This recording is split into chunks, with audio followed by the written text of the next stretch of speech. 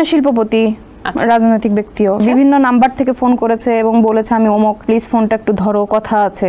আমার তো প্রভাবশালী কেউ নাই, বন্ধু হতে চায়, মানে ইগনোর করে চলে গেছি। কাজ পারি না, অ্যাক্টিং পারি না, গা ভাষায় নায়িকা হয়ে গেলাম, বেশি দিন থাকতে পারবা না। আমার শ্বশুর বাড়ির লোকজন যেন সবসময় সন্তুষ্ট থাকে। আমরা শুনেছি যে মিডিয়াতে যারা নায়িকা থাকে তাদের প্রভাবশালী কেউ থাকতে হয়, এটা কতটুকু সত্যি? এটা কতটুকু সত্য? কই, আমার তো নাই, আমার তো প্রভাবশালী কেউ নাই। আমার ফ্যামিলির বাইরে আমার কোনো ইভেন কোনো ফ্রেন্ডও নাই।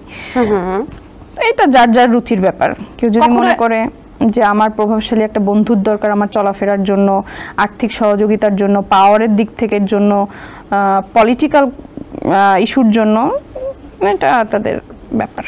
কখনো এমন হয়েছে যে কোনো প্রভাবশালী আপনাকে ফোন দিয়ে খুব বিরক্ত করেছে বা আপনার সাথে কথা বলতে চায় বা প্রেমিকা হওয়ার প্রস্তাব হয়েছে? হয়েছে।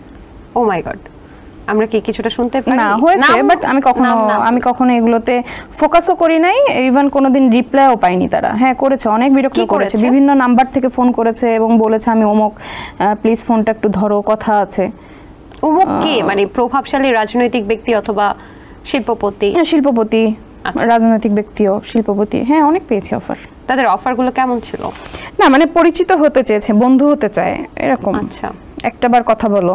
তারপরে আপনি কিভাবে এটাকে সামাল দিলেন? আমি সিন করেছি, মানে ইগনোর করে চলে গেছি। ইগনোর করলে তো স্বাভাবিক মানুষ বুঝতেই পারে যে না আমাকে পাত্তা দিচ্ছে না, ইগনোর করতেছে, এভাবেই। পরবর্তীতে কোনো সমস্যা? না, আমি কখনো এরকম সমস্যা ফিল করি নাই, কোনোদিন না লাইফে। আচ্ছা, তাহলে মিডিয়াতে মনে নিজে ভালো থাকলে আসলে কোনো বিপদ আপদই হয় না। ওকে, একজন নায়িকার জীবনের চ্যালেঞ্জগুলো কি কি? সবথেকে বড় চ্যালেঞ্জ তোমাকে এখানে টিকে থাকার জন্য কাজের উপর আগে মেন ফোকাস দিতে হবে। হ্যাঁ, কাজকে ভালোবাসতে হবে। ওই যে কাজ পারি না, অ্যাক্টিং পারি না, গা ভাষায় নায়িকা হয়ে গেলাম সুযোগ পেয়েই, কিন্তু অ্যাক্টিংয়ের এও জানি না, তাহলে এখানে তুমি বেশি দিন থাকতে পারবে না। অবশ্যই তোমাকে কাজ দিয়ে প্রমাণ করতে হবে যে তুমি কিছু পারো। আপনার বাসায় অভিযান চালালে সবচেয়ে বেশি কি পাওয়া যাবে? শুধু জামা কাপড় পাওয়া যাবে। ওকে, ফাদ দ্য ট্র্যাপ হচ্ছে আপনার সিনেমার নাম। কখনো ফাঁদে পড়েছেন? না, কখনো কারো ফাঁদে পড়ি নাই, আল্লাহর রহমতে এখনো পড়ি নাই। আচ্ছা, আপনার ভবিষ্যৎ পরিকল্পনা কি? ভবিষ্যৎ পরিকল্পনা, আমি সবসময় মানে ফ্যামিলি পছন্দ করি, পারিবারিক একজন মানুষ।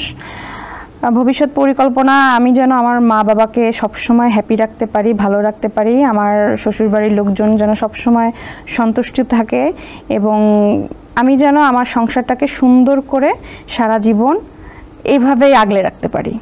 বাহ, চমৎকার। আপনি কি এঁকেছেন একটু দেখতে চাই। ও, আঁকা শেষ হয়েছে প্রায়। আচ্ছা, দেখি কি আঁকলেন। আমি তো এখন রং করতে পারিনি, বাট দেখাবো।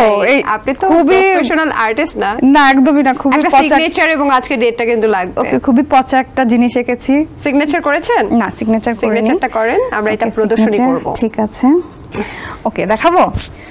ওকে, পরীক্ষার খাতা যেমন না, যদি খাতা দেওয়ার আগেও লিখতে থাকে, আমি এটাই ওকে ওকে ম্যাডাম, ঠিক আছে, একটু একটু এখনই দাও, টাইমস আপ বলছি ম্যাডাম, তাড়াতাড়ি দাও একটু। ম্যাডাম, হয়ে গেছে হয়ে গেছে, তোমার হাতে কিন্তু এক্সপ্লেইন করব।